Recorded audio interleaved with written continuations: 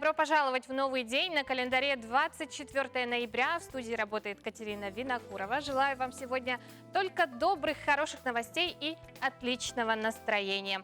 Сегодня в нашей программе мы будем говорить об открытии спортивных объектов и возобновлении тренировочных мероприятий у спортсменов.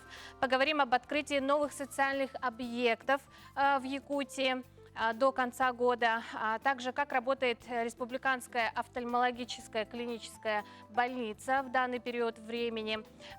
И поведаем вам, что говорят о вас как о человеке, выбранное место в самолете. Все это и не только сегодня в нашей программе ждет вас. Ну а далее знакомимся со свежим прогнозом погоды. По данным Якутского управления по гидрометеорологии и мониторингу окружающей среды, сегодня в центральных Улусах в 6 часов утра температура воздуха составила минус 21, минус 30 градусов. Днем ожидается минус 17, минус 25. В Заречье минус 32, минус 37 утром, днем минус 24, минус 33 градуса. В южных Улусах минус 10, минус 14 утром, днем минус 12, минус 14. В Вилюйских минус 15, минус 20 утром, днем минус 18, минус 19. В Нижнеленских Улусах минус 23, минус 25 утром, днем ожидается минус 20, минус 23. В западных Улусах минус 13, минус 17 утром, днем минус 13, минус 17. В Колымо-Индигирских Улусах минус 13, минус 25 утром, днем минус 12, местами 24 градуса. В Янских Улусах минус 18, минус 25 утром, днем минус 17, минус 22 градуса. В северо-западных минус 12, минус 20 утром, днем минус 14, минус 21 градус. В 6 часов утра температура воздуха в городе Якутске составила минус 21 градус, атмосферное давление 748 миллиметров ртутного столба, ветер северо-западный 2,7 метров в секунду. Днем в городе Якутске ожидается минус 21, минус 23 градуса. Хочу напомнить вам про наш WhatsApp номер 8 914 279 2262, на который мы ждем ваши вопросы, поздравления и пожелания. Ну а далее я передаю слово своим коллегам из информационной службы. Оставайтесь с нами.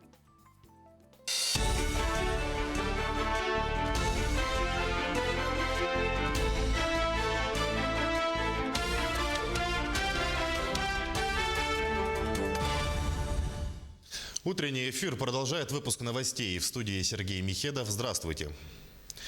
Жители республики, переболевшие коронавирусом, могут стать донорами антиковидной плазмы крови для лечения пациентов. Об этом сообщил заместитель гендиректора Республиканской больницы номер 1 Станислав Жирков. Прием доноров плазмы крови проводят ежедневно, а потенциальным донорам необходимо обратиться в станцию переливания крови на 3-м этаже клинического центра РБ номер 1. Здесь проведут анализы на гепатит, ВИЧ, сифилис и другие исследования, сказал он. По словам врача, антитела действуют в организме от 2 до 8 месяцев. Переболевшим коронавирусом якутянам следует исследовать организм на ответную реакцию, отметил он. Впервые антиковидную плазму использовали для лечения коронавируса в Якутии в сентябре текущего года. Состояние 2 жителей Татинского района республики, которые отравились антисептиком, оценивается как крайне тяжелое. Об этом сообщили в пресс-службе Минздрава региона. Ранее 9 человек в Татинском районе отравились спиртосодержащим антисептиком, 7 из них скончались. Также один летальный случай от отравления данным средством зафиксирован в Алданском селе Угаян. По данным фактам возбуждено уголовное дело против производителя данного антисептика, который находится в Свердловской области. Согласно результатам химанализа, выявлено содержание в средстве почти 70% метанола, что не соответствует требованиям безопасности. Управление Роспотребнадзора по республике постановило снять с реализации опасную продукцию. На сегодняшний день все мероприятия, контрольно-надзорные мероприятия и разыскные мероприятия не продолжаются. Совместно с органами полиции нами проводятся рейды. Причиной отравления послужило употребление внутрь кожного антисептика для обработки рук пролонгированного действия. На маркировке, на этикетке данного антисептического средства было указано, что в составе содержится 70% спирт без указания вещества. На сегодняшний день управлением Роспотребнадзора возбуждено 2 административных расследования и в отношении индивидуального предпринимателя в Татинском районе, и в отношении юридического лица в Алданском районе. В Якутии на поддержку бизнеса в связи с пандемией выделено более 2 миллиардов рублей. В эту сумму входят средства федерального и регионального бюджетов, а также поддержка в виде налоговых льгот. По сообщению Минэкономики Якутии, продлены сроки уплаты налогов в отношении 13 тысяч субъектов малого и среднего бизнеса, занятых в пострадавших отраслях. Выплачено субсидии на 470 миллионов рублей. Для оказания дополнительных мер поддержки осуществлена докапитализация Фонда развития малого предпринимательства на общую сумму 410 миллионов. Приняты 25 региональных мер поддержки. Также предусмотрено 7 видов субсидий для предпринимателей. Голосование за звание IT-столицы и самого цифрового региона России стартовало на сайте конкурса «Цифровой прорыв». Мининновации региона предлагает объявить Якутск одной из IT-столиц в следующем году. Наши IT-компании Майтона, Индрайвер, Фантастик, Бунтарь Лайф широко известны не только в России, но и за рубежом. Именно в Якутске действует единственный на Дальнем Востоке IT-парк. В нем уже зарегистрированы IT-компании, приводятся слова главы Министерства Анатолия Семенова. Отмечается, что по итогам прошлого года экспорт IT-услуг республики составил 2 миллиарда рублей, что составило более 80% от экспорта всего Дальнего Востока. Данные итоги позволили Якутии подняться в рейтинге субъектов России с 20 на 12 место. Голосование на сайте конкурса продлится до конца ноября. Каждый нерюнгринец сможет самостоятельно выбрать для себя елку к Новому году. Но чтобы не омрачить праздничное настроение, необходимо сначала обратиться с соответствующими документами. Это паспорт и ИНН в офис лесничества. В заявлении нужно указать высоту дерева от 1 до 4 метров и выше. Цена за 1 метр составляет около 40 рублей. Оплату можно произвести в отделениях банка. Далее в срок до конца ноября можно будет прийти на определенные места, которые указаны в договорах, и там найти подходящее для себя новогоднее дерево. Для массовой продажи заготовкой занимается организация «Якутлесресурс». Также можно приобрести сосну на нескольких точках города. Если вы не оформили договор купли-продажи и поехали в лес рубить елку, это наказывается законом. То есть административное нарушение – это статья 28.8, незаконная рубка. Там полагается штраф на граждан от 3 до 4 тысяч, на должностных лиц от 20 до 40 тысяч и на юрлица от 200 до 300 тысяч. И кроме этого еще рассчитывается ущерб, то есть причиненный лесному фонду. Несмотря на аномальное тепло в ноябре, температура воздуха в республике в декабре будет в норме. По предварительному месячному прогнозу синоптиков на декабрь на территории Якутии ожидается температура около нормы и местами ниже на 1–1,5 градуса. То есть начало зимы будет обычным или даже в некоторых районах холоднее нормы. В центральных районах ночная температура будет приближаться к минус 40, минус 45 градусов. На северо-востоке будет минус 50, минус 55 градусов. Мы следим за развитием событий. Берегите себя, не забывайте носить маску и удачного дня.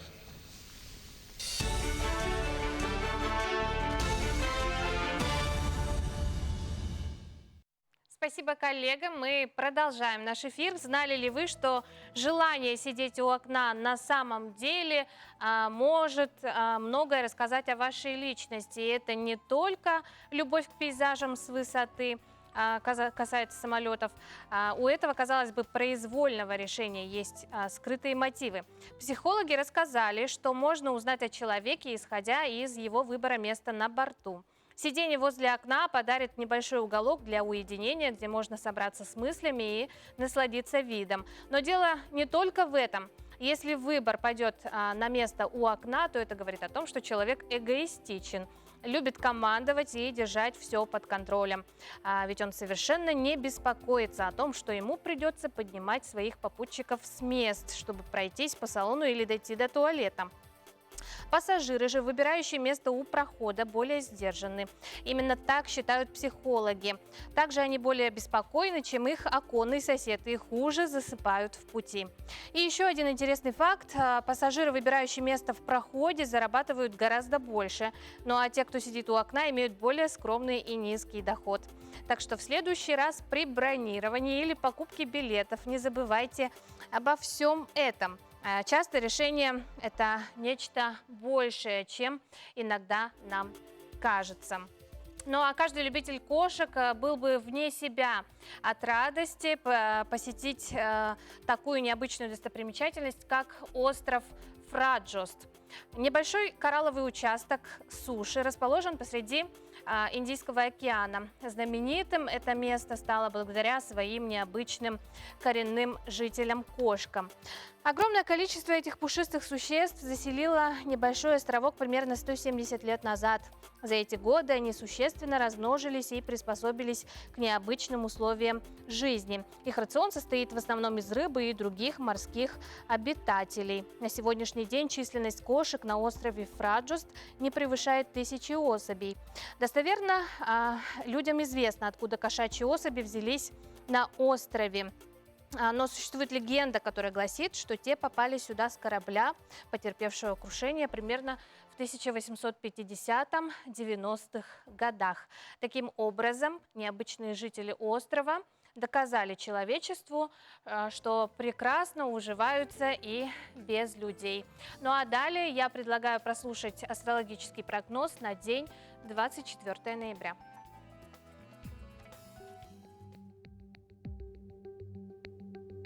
Овны. Сегодня день потребует максимальной концентрации сил. Возникающие вопросы не будут жизненно важными, но на их решение уйдет много времени и энергии. Старайтесь соблюдать дистанцию с окружающими и не принимать все сказанное на веру. Данный период окажется для тельцов достаточно трудным. Любимый человек может доставить немало хлопот. Но не стоит принимать его выходки близко к сердцу. Постарайтесь находить для себя приятные занятия. Близнецам на этот день можно строить серьезные планы, давать обещания своим деловым партнерам, заниматься поиском информации и заводить новые связи. Используйте это время для обновления реальных и виртуальных контактов. Не игнорируйте советы и наставления более опытных людей. Раки. За сложные дела стоит браться лишь в том случае, если у вас есть надежные помощники. Обиды и разногласия могут возникнуть на личном фронте. Не следует быть слишком откровенными даже с близкими людьми. Все сказанное обернется против вас самих. Львы смогут осуществить многое из задуманного. Если почувствуете, что не все гладко получается, не идите напролом. Силой вы вряд ли добьетесь результата. Нужно больше слушать и меньше высказывать свое мнение. Сейчас идет удачное время для отдыха, путешествий, а также для новых знакомств. Девы. Никаких сильных эмоций. День пролетит быстро и незаметно. Если, конечно, вы сами не станете искусственно создавать себе проблемы. Постарайтесь как можно чаще бывать на свежем воздухе, желательно в компании приятных вам людей. В личной жизни семейных представителей знака Весы этот день может быть периодом борьбы.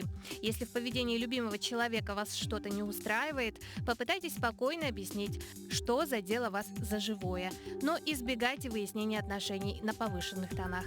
Скорпионам стоит ограничиться несложными делами, а от важных масштабных начинаний пока лучше отказаться. Избегайте физических, эмоциональных и серьезных умственных нагрузок.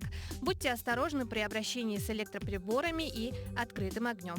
Стрельцы. День подходит для переговоров, обсуждения долгосрочных планов и деловых встреч. Займитесь поиском необходимой информации. Стоит проявить сдержанность и воздержаться от покупок, в которых особо не нуждаетесь. Держите свои эмоции под контролем. Для профессиональной деятельности у Козерога в данный период будет носить позитивный характер. Если вы не удовлетворены взаимоотношениями с любимым человеком, то сначала стоит разобраться в себе, а не нагнетать обстановку. Водолеи. Если с кем-то на данный момент не получится договориться, то и не пытайтесь достучаться до такого человека. Лучше отложить решение вопроса. В противном случае разгорающийся конфликт не позволит найти выход из создавшегося положения. Зато компенсацией послужит общение с любимым человеком. В данный период рыбам потребуется помощь коллег или знакомых, и вы обязательно ее получите. Наиболее перспективными представляются дела, связанные с переговорами и заключением сделок. Также день благоприятен для всего, что связано с любовью. Не исключены новые интересные знакомства.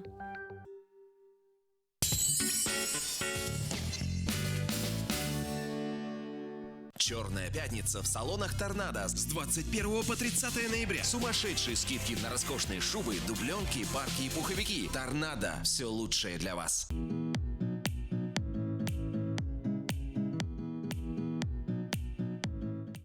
Хлебопекарня «Партизан» ведет свою деятельность с 2007 года.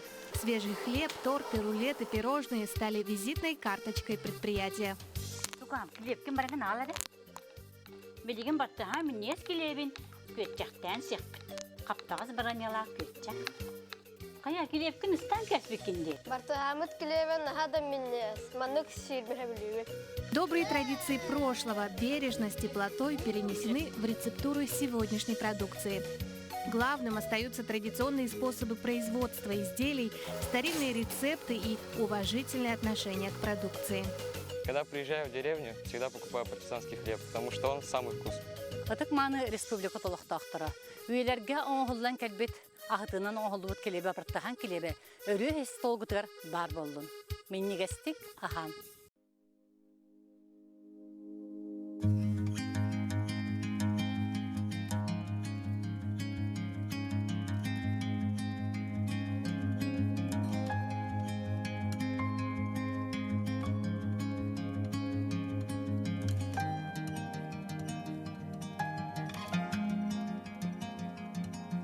Пришло время платить налоги?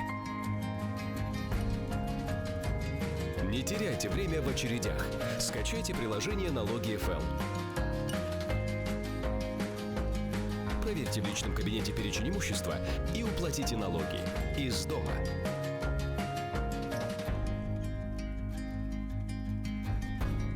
Срок уплаты имущественных налогов не позднее 1 декабря.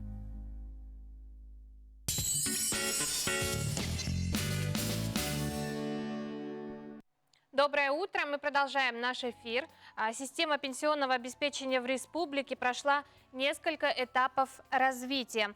Отделение Пенсионного фонда ЯССР было создано в 1991 году с целью сбора и аккумуляции страховых взносов для финансирования выплаты пенсий. На сегодня якутское отделение ПФР 5 раз было признано лучшим отделением Пенсионного фонда в Дальневосточном федеральном округе. И по традиции сотрудники фонда продолжают отвечать на ваши вопросы. Так поступил следующий вопрос. Если я уволилась с работы, то когда наступает право использования проезда? Сразу или через 2 года? Если пенсионер уволился с 1 июня, скажем, да, то у него право наступает со 2 июня. Проездом могут пользоваться те пенсионеры, которые получают страховую пенсию. То есть обязательно они должны получать страховую пенсию. Это во-первых. А во-вторых, они должны быть неработающими на тот момент, когда они запланировали свой отдых. И если человек уволился в июне месяце, у него право наступает со 2 июня, то есть со следующего дня, когда он уволился.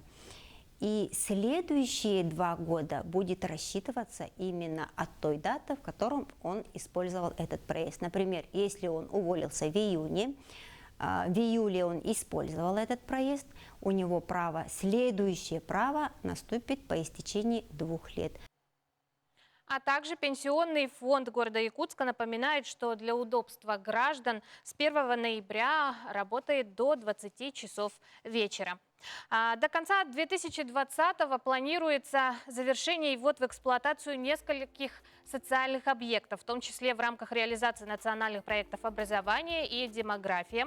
Это школы, детские сады, спортивные учреждения и объекты здравоохранения. Прямо сейчас с нами на телефонной связи заместитель руководителя Департамента анализа и реализации государственных программ Министерства строительства Республики Софья Максимова. Софья Владимировна, доброе утро. Доброе утро. А сколько на сегодня социальных объектов строится по национальным проектам и на какой стадии находится строительство? В настоящий момент в нашей республике идет работа над строительством в общей сложности 22 социальных объектов, финансируемых по линии национальных проектов. В рамках эфира будет сложно перечислить все 22 объекта, поэтому давайте подробнее остановимся на тех объектах, которые будут введены в текущем году. По линии национального проекта образования будет введен пристрой в школе номер 31 города Якутска, рассчитанный на 315 ученических мест. Это очень востребованный объект с точки зрения разгрузки переполненной школы номер 31. На сегодня строительная готовность достигла 90%. Другим значимым объектом среднего образования для столицы республики станет школа 360 мест в 203-м микрорайоне, которая возводится в рамках другого национального проекта «Жилье и городская среда». Готовность школы на сегодня составляет 92%. В Сунтарах и в Нюрбе возводится по одному детскому саду. В Сунтарах на 240 мест, в Нюрбе на 280 мест. И оба объекта являются объектами национального проекта «Демография». Как известно, здесь ситуация пока что складывается сложнее, чем в Якутске. Из-за нехватки трудовых ресурсов имеет отставание от графика работ. Вопрос решается совместными усилиями муниципальных образований, подрядчиков, Минстроя и госкомзанятости РСЯ. В декабре отставание будет устранено, и оба детских сада будут введены в срок. На сегодня строительная готовность детского сада в Нюрбе составляет 74%, в Сунтарах 80%. По национальному проекту «Демография» также возводятся два спортивных объекта. Это спорткомплекс бассейна в Нижнем Бестяхе и спорткомплекс в Твердигестяхе. Оба объекта возводятся в срок. Спорткомплекс бассейна в Нижнем Бестяхе имеет стройготовность на 87%, а в Твердигестяхе на 76%. Еще одна школа на 150 мест в рамках национального проекта образования возводится в селе Балыктах Нигино-Кангаласского района, строительная готовность которого составляет 74%. Кроме строительства перечисленных объектов в рамках национального проекта было организовано приобретение детского сада, если в многоквартирном жилом доме по улице Автодорожной, 68-м квартале города Якутска. В проекте этой новостройки изначально было предусмотрено наличие на первом этаже социального объекта, поэтому данное мероприятие и попало в перечень национального проекта. Хотелось бы, немножко забегая вперед, сказать, что помимо социальных объектов, возводимых в рамках национальных проектов, в республике продолжают работать другие федеральные и региональные программы развития социальной инфраструктуры. В общей сложности в 2020 году за счет всех источников планируется ввести в эксплуатацию 51 объект социальной сферы, в том числе 9 школ на 1858 мест, 1 объект дополнительного образования, 10 детских садов на 1784 места, 20 объектов здравоохранения, 4 объекта культуры и 7 объектов спорта. Софья Владимировна, спасибо вам за подключение. Надеемся, что к концу года никаких трудностей не возникнет для строительства важно значимых проектов. Мы продолжаем. Сейчас в период пандемии многие боятся ходить в медицинские учреждения, особенно в медучреждения, но наша глазная больница работает безотлагательно, с удвоенным уровнем дезинфекции и соблюдением всех санитарных норм и правил. Глаза – это один из важнейших органов для восприятия окружающего мира. И порой случается так, что ему необходима помощь. Как же попасть в Якутскую республиканскую офтальмологическую клиническую больницу? Проще говоря, в глазную.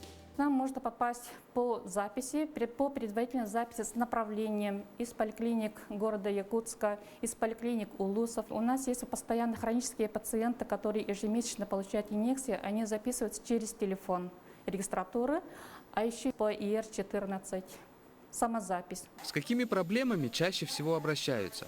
Молодые люди, в основном это нарушение рефракции или ухудшение зрения, близорукость. Вот они направляются с ухудшением зрения для рефракционных операций. Для этого они должны записаться через платную регистратуру по телефонам. А возрастные люди, они как катаракта, глаукома, или возрастные макулярные изменения на глазном дне, с такими проблемами, патологиями могут обращаться. Есть еще у нас неотложная помощь. травмы получили, ожоги получили, проникающие ранения, или что-то попало в глаз, соринка, или воспалительные явления, они могут обращаться по адресу Стадукина 84. Это неотложная помощь, круглосуточно работает. Как быстро к вам можно попасть после обращения? На следующие сутки, да, на следующий день они могут госпитализироваться. Раньше было 240 человек, это как бы ежедневно посещение было. Сейчас от 80 до 100 человек. Что делать, если боишься? Но не надо бояться, наоборот, надо пройти полное комплексное обследование, чтобы мы знали диагноз, что поставили диагноз и потом назначили лечение вовремя. У нас сегодня мы проводим операцию пациенту с катарактой. А катаракта – это помутневший хрусталик. Это считается болезнь людей в возрасте старше 50 лет, но, к сожалению, катаракта в последние годы молодеет. Оперируем катаракту современной методикой, которая сейчас распространена практически во всем мире. Метод называется фотоэмульсификация катаракты. То есть мы выполняем удаление катаракты не через большой разрез, а через маленький разрез, через разрез 2 мм, всего лишь. Каким оборудованием пользуетесь сейчас и что чувствует пациент? Этот прибор называется фотомашина. Infinity – это одна из передовых моделей этого аппарата, которая позволяет удалять катаракту через маленький разрез. Пациент, он чувствует, что бежит водичка, сохраняется тактильная чувствительность, то есть он чувствует, что я его касаюсь, но воли у него нет. Пользуясь случаем, у врачей-экспертов узнаем, изменилось ли мое зрение за 2 года или нет.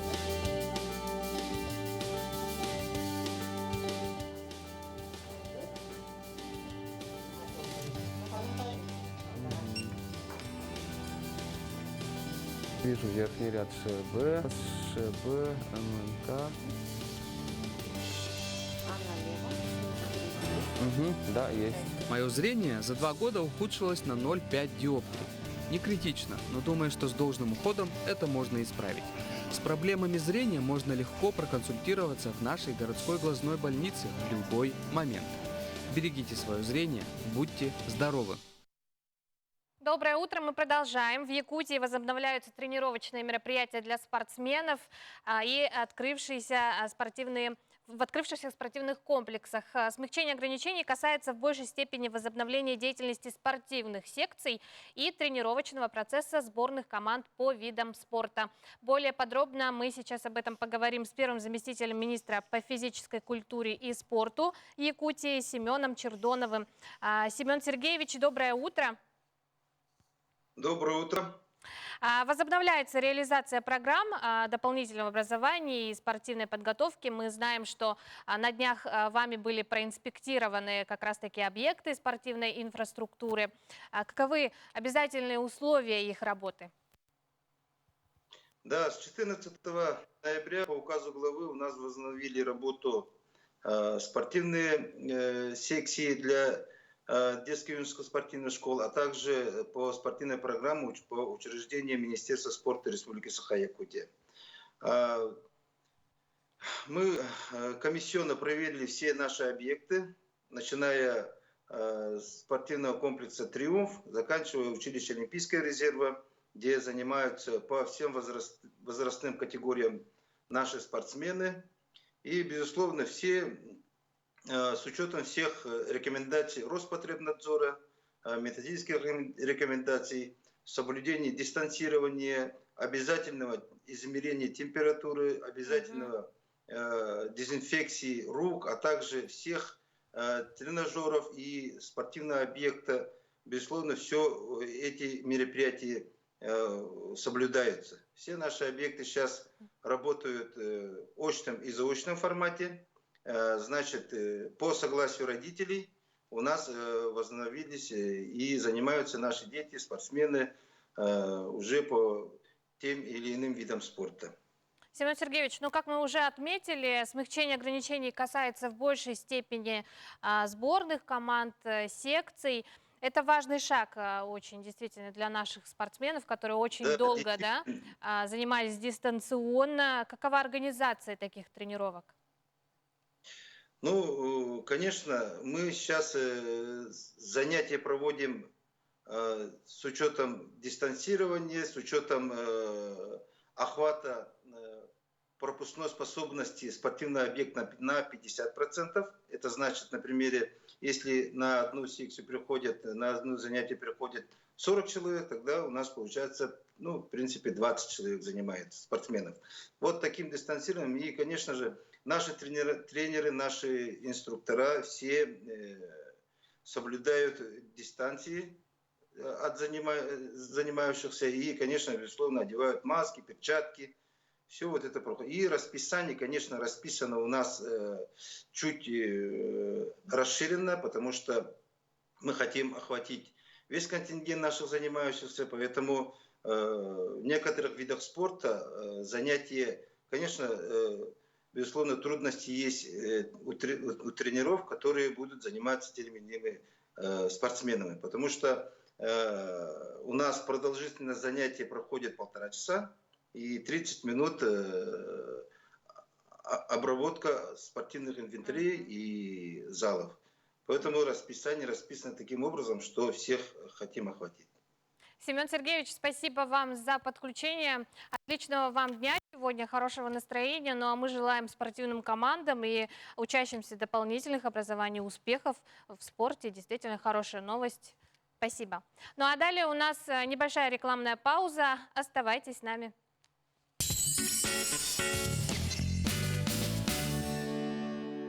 Как получить скидку 20% на оплату коммунальных услуг? Надо участвовать в акции от ГУП ЖКХ Республики Саха-Якутия. Каждый отдельный потребитель выбирает подходящий ему способ оплаты и исправно платит за ЖКУ в течение всего года. По итогам года будет составлен рейтинг.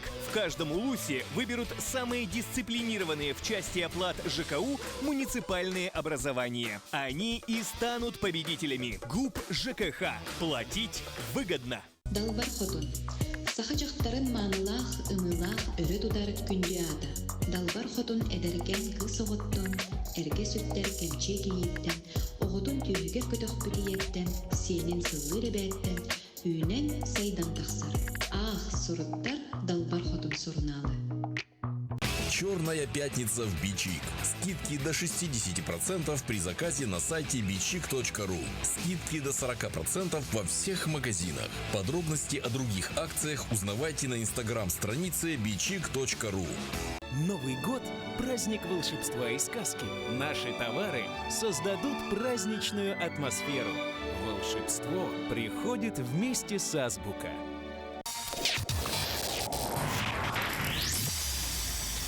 Олонқону үйеретиге жон билитигер тахарыга эдердер үлелері күйірер. Кинелер түң былыргыттан силистардар эпаспыт өлбет тыннанаргар қанны қардылары оңорор туынан саналарын талбан бири түмтеп. Этер тынары чаджон бу кие аңарда санар өллестиектере суға. Қаз бирдилері олонқолон хитнериға. Олонқо бүгін үті уанна кескіле ден тахарыны. Середеға кие 7 час 15 минутеға көрөрүң.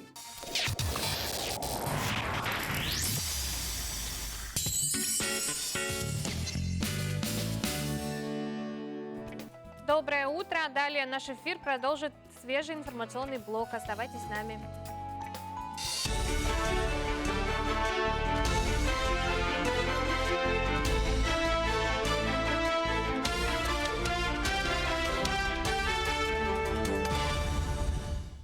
Утренний эфир продолжает выпуск новостей. В студии Сергей Михедов. Здравствуйте. Жители республики, переболевшие коронавирусом, могут стать донорами антиковидной плазмы крови для лечения пациентов. Об этом сообщил заместитель гендиректора Республиканской больницы номер 1 Станислав Жирков.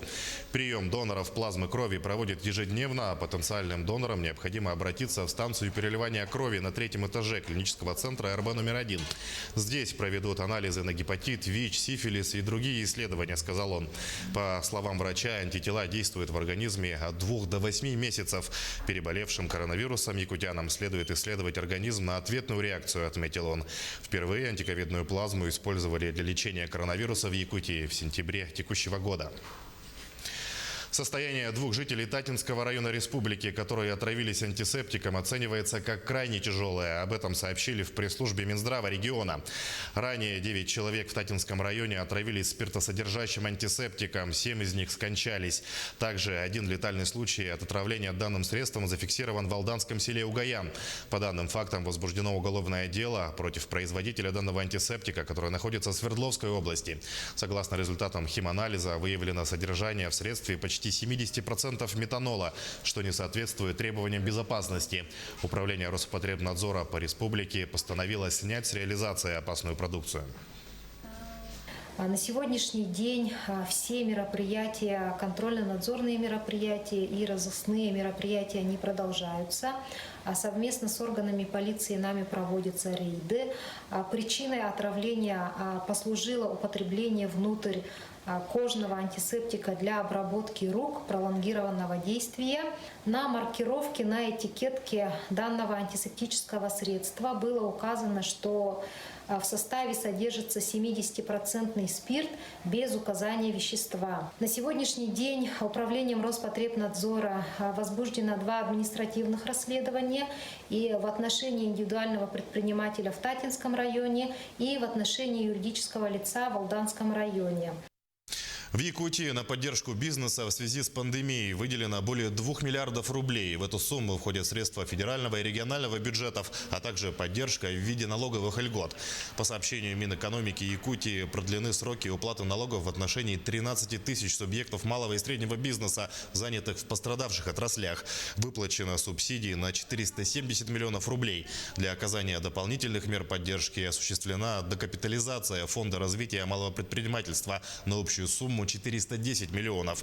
Приняты 25 региональных мер поддержки. Также предусмотрено 7 видов субсидий для предпринимателей. Голосование за звание IT-столицы и самого цифрового региона России стартовало на сайте конкурса «Цифровой прорыв».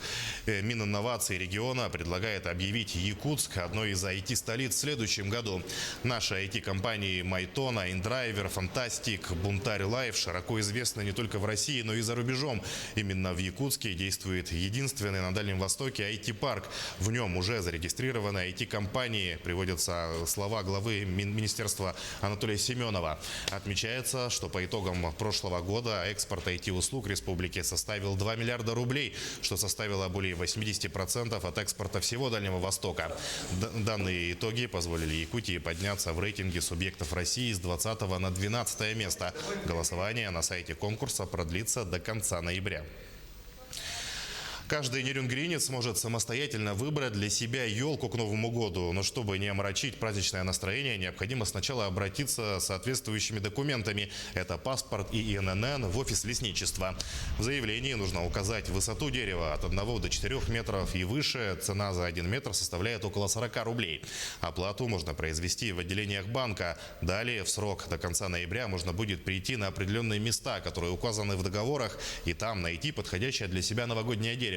Для массовой продажи заготовкой занимается организация «Якутлесресурс». Также можно приобрести сосну на нескольких точках города. Если вы не оформили договор купли-продажи и поехали в лес рубить елку, это наказывается законом. То есть административное нарушение – это статья 28.8, незаконная рубка. Там полагается штраф на граждан от 3 до 4 тысяч, на должностных лиц от 20 до 40 тысяч и на юрлиц от 200 до 300 тысяч. И кроме этого еще рассчитывается ущерб, то есть причиненный лесному фонду. Несмотря на аномальное тепло в ноябре, температура воздуха в республике в декабре будет в норме. По предварительному месячному прогнозу синоптиков на декабрь на территории Якутии ожидается температура около нормы и местами ниже на 1–1,5 градуса. То есть начало зимы будет обычным или даже в некоторых районах холоднее нормы. В центральных районах ночная температура будет приближаться к минус 40, минус 45 градусов. На северо-востоке будет минус 50, минус 55 градусов. Мы следим за развитием событий. Берегите себя, не забывайте носить маску и удачного дня.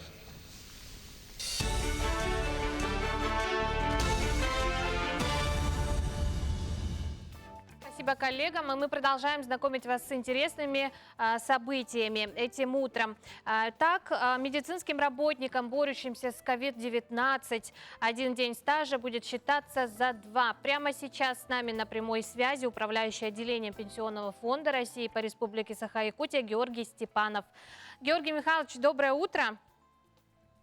Доброе утро. А сколько на сегодня медицинских работников в республике реализуют свои пенсионные права ежегодно по данным отделения? Доброе утро, уважаемые телезрители.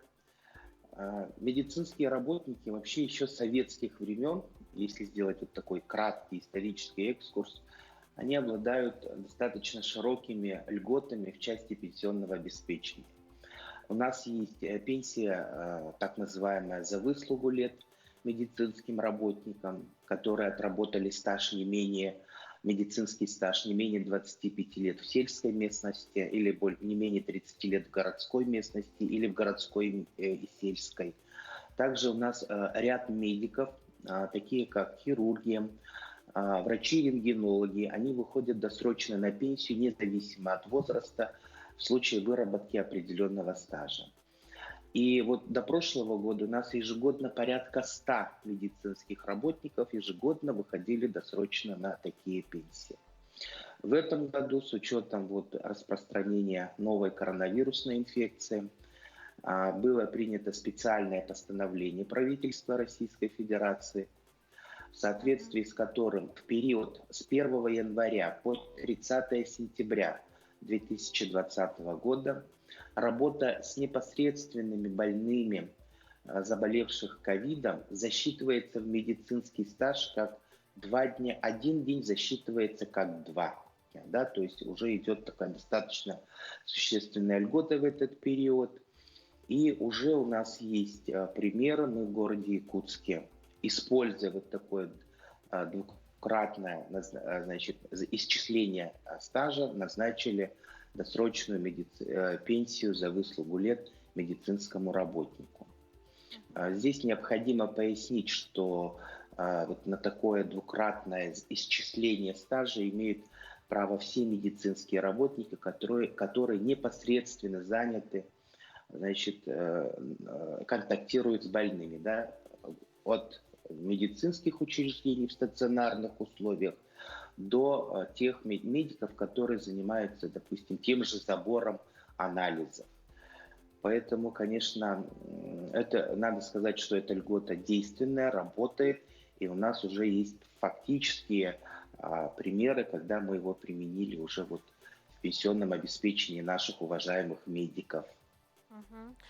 Георгий Михайлович, означает ли это, что внесены определенные изменения в отчетности Пенсионного фонда медицинских учреждений? Да, безусловно. У нас утверждены новые формы отчета, вернее, дополнены. И дополнена ежегодная отчетность по стажу, которую должны представлять все организации страхователей. В данном случае это медицинские учреждения, да, лечебно-профилактические, это наши районные больницы, специализированные больницы.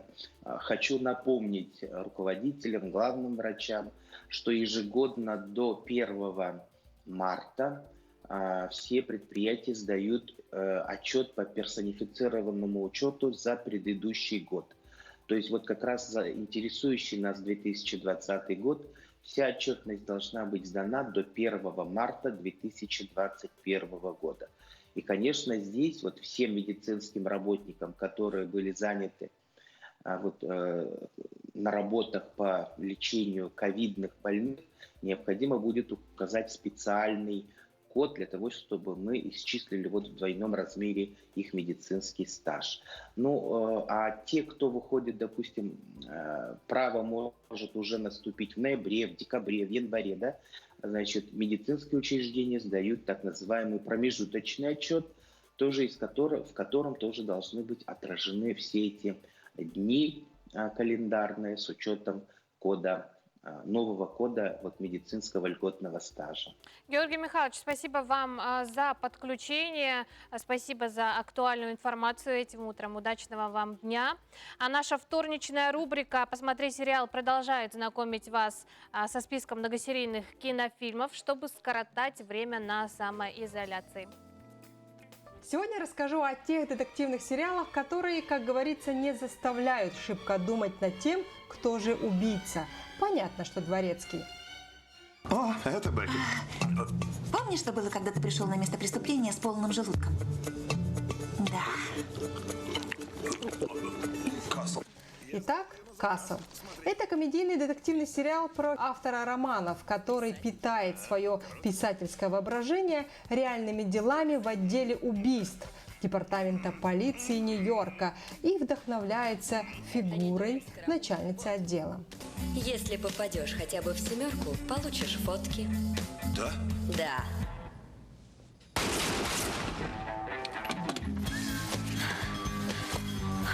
Ты прекрасный учитель. Благодаря своему нестандартному мышлению и связям он оказывает неоценимую помощь в расследованиях, а полиция, в свою очередь, мотивирует его на новую серию романов. Вон из машины! Кости – необычный детективный сериал, как специальный агент ФБР вместе с женщиной-антропологом и ее командой расследует загадочные преступления, от жертв которых остались лишь кости. В костях целых 12 сезонов, и за просмотр всех его серий вы, уверяют, точно изучите названия некоторых костей в организме человека и редкие заболевания. Let's talk.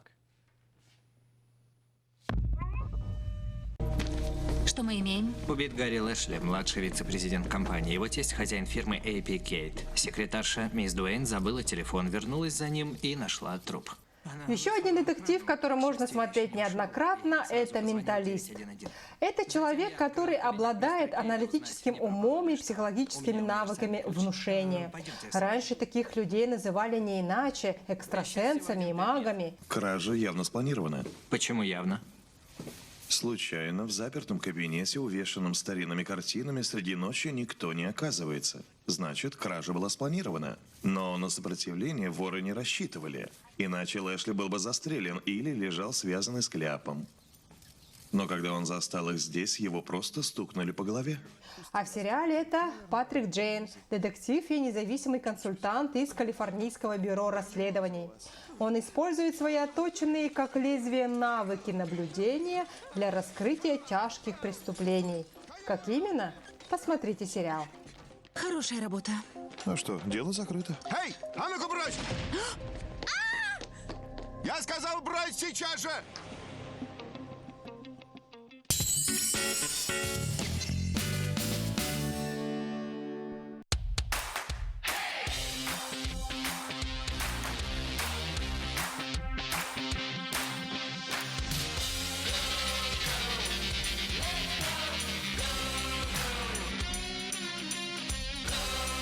Годы идут, ценности остаются. Саха спецтехника. Нам 15 лет. Да, көтөппүт. Бүгүн бияғы ылжытты каналары білсе, арын солын кім дені? Гриша. Алексей. Тугынан жараттан аны, Гриша? Я официант Kiwi Catering. Красиво накрываю на стол. Подаю вкусные блюда. Кысын так обсетардем. Тугумит бизнесмен и ножжаны кырардем. Па ден. Па.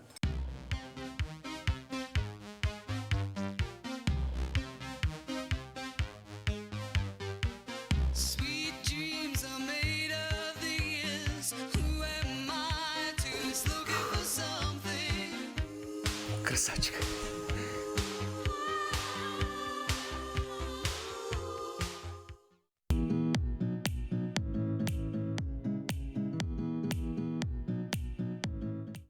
Хлебопекарня «Партизан» ведет свою деятельность с 2007 года.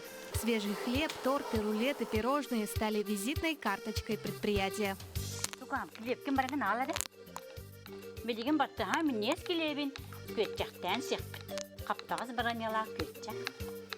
Хая килеп кин стан кәсбикинде. Бартахамыт килевен хада миннес. Манук сирмехаблюве. Добрые традиции прошлого, бережность, теплотой перенесены в рецептуру сегодняшней продукции.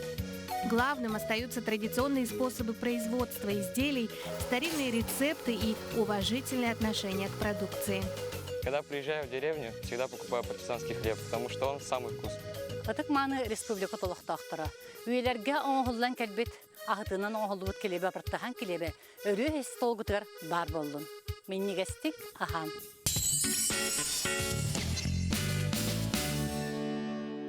Доброе утро! Мы продолжаем. Якутия для людей из других стран всегда ассоциируется с мамонтами. Но вечная мерзлота сохранила более древние тайны. Подробности в следующем сюжете. Мифы о драконах, легенды о динозаврах и мамонтах, а также других древних гигантах Земли появляются не просто так. Людям всегда интересно разгадывать тайну прошлого. Смотри. Документальная история «Мой личный дракон» снималась в Якутии, Санкт-Петербурге и Москве. Герои фильма находятся в поисках своего затерянного мира, а ведь он всегда где-то рядом. В мини-парке доисторических и современных животных Александр Файзель воплощал свою очередную идею. А реальный парк юрского периода в условиях вечной мерзлоты находится в местечке Теты Сунтарского улуса.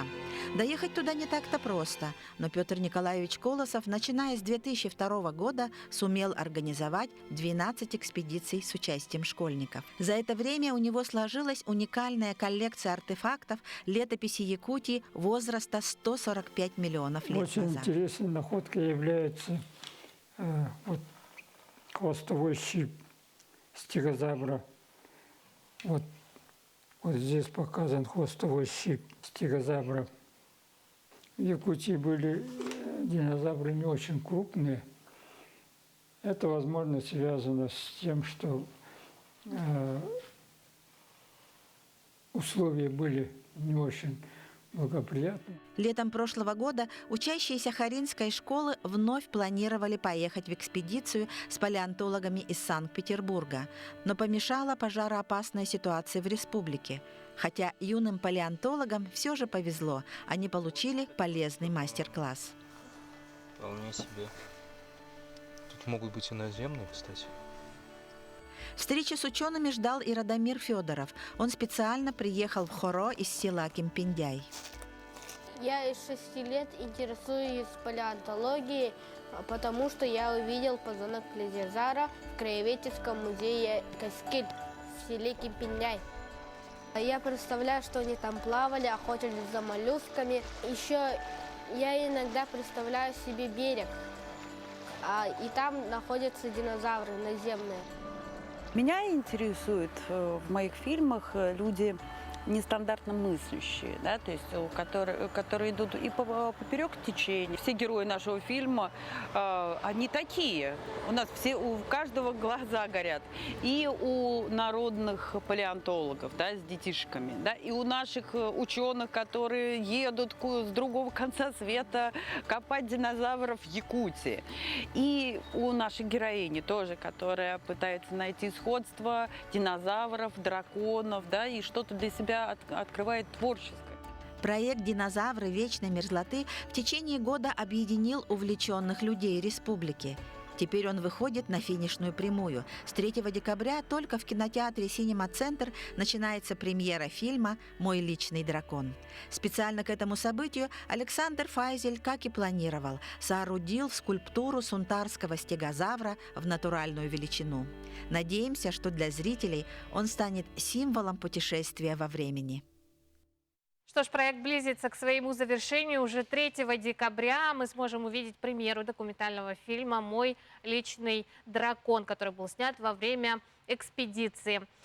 Более подробно об этой теме мы сегодня поговорим с исполнительным продюсером нашей национальной компании Дарьей Павловной Ермолаевой. Дарья Павловна, доброе утро. Ну, известно, что фильм снимался помимо Санкт-Петербурга и Москвы и в нашей республике. Ну, да? Основные съемки были в Якутии. В Якутии. Кому принадлежит идея проекта? Ну, собственно говоря, идея о динозаврах принадлежит Петру Николаевичу Колосову, нашему доктору геолого-географических наук, потому что с 2002 года вот по настоящее время они провели 12 экспедиций. Вот. Затем в 2010 году наша компания снимала работу экспедиции. И узнав об этом, санкт-петербургский продюсер Мила Кудряшова, она через Петра Николаевича вышла на меня и сказала: говорят, у вас есть уникальные съемки. Мы тоже хотим продолжить этот проект, эту тему. И вот наша компания и киностудия петербургская «Увидеть море», мы создали совместный проект. Вот и появился этот проект. И в основном он называется, это на грант, это проект президентского гранта. Основной проект называется «Динозавры вечной мерзлоты». Да, вот как межнациональный исследовательский проект, да? А о чем фильм нам расскажет «Мой личный дракон»? Героев очень много в Да, нашем фильме. Причем, как вот только что в сюжете Мила сказала, они все люди неординарные, которые вышли за пределы спокойствия, скажем так. И каждый продвигает свою тему, свою идею. Поэтому он называется «Мой личный дракон» фильм. В каждом человеке сидит этот механизм внутри твоего организма, который продвигает тебя, толкает тебя, чтобы ты улучшал жизнь нашу. Ну вот даже исходя из просмотренного нами сюжета, да, факты доказывают, что находки, раскопки, да, доказывают нам, что динозавры реально существовали. Были и полярные динозавры, да, в частности в нашей республике.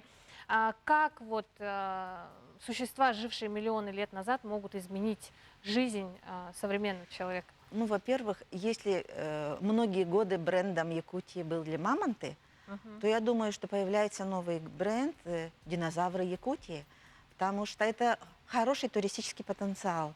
И, возможно, начиная вот с этого самого памятника, посвященного сунтарскому стегозавру, который будет установлен у кинотеатра «Синема-центр» 1 декабря, и будет еще и парад динозавров, может быть, появится большой интерес к этой тематике, потому что будущее есть.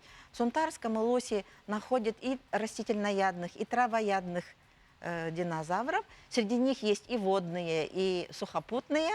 Возможно, скоро найдут большой скелет, все возможно. Сенсаций много. Возможно, да, все, как сказал Павел Скучец, руководитель экспедиции санкт-петербургских палеонтологов, 1 августа у нас была презентация проекта в прошлом году, и когда он увидел, что зал переполнен и что очень много детей, он сказал: я верю, что у динозавров есть будущее, потому что в зале есть дети. Действительно. Но вы сказали, что интересное мероприятие намечается 1 декабря. Парад динозавров. Что это за мероприятие? Это уникальное мероприятие, когда из мини-парка доисторических современных животных Александр Файзель погрузит в машины нескольких динозавров, сделанных своими руками. Это наш народный умелец, тоже один из героев фильма. И эти машины проедутся по всему городу до кинотеатра «Синема-центр», и они будут там установлены, чтобы жители города приходили и видели воочию, в натуральную величину, как же выглядели эти стегозавры, аллозавры и так далее. И я думаю, что это будет большое событие, потому что все впервые. Наверное, интереснее будет всего детям, да, посмотреть. Но мы знаем, что премьера фильма будет не только в нашей республике, но и в других городах. Да. 3 декабря начнется премьера в Синема-центре у нас в Якутске. Затем продюсер Мила Кудряшова вылетает сразу в Архангельск, будет там премьера. Естественно, будет в Санкт-Петербурге, в Москве. Ну, я думаю, что вот так вот будет шагать по всей планете, по международным фестивалям и так далее. А телевизионную версию наши зрители могут потом увидеть здесь, на нашем канале. Дарья Павловна, спасибо вам за участие в нашей программе. Ждем с нетерпением 3 декабря. Да. Все идем на документальный просмотр картины «Мой личный дракон». На этом я с вами прощаюсь. Удачного вам дня!